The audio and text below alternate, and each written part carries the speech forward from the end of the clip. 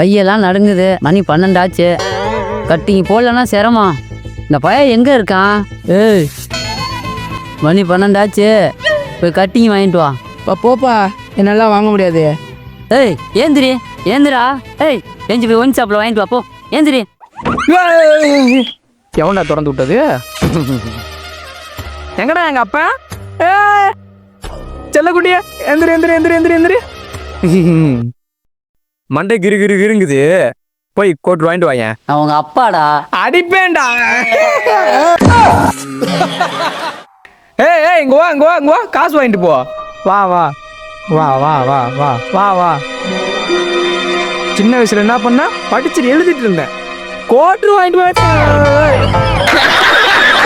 தம்பி வேட்டியை விடுறா, அப்பா வாங்கிட்டு வரேன்டா.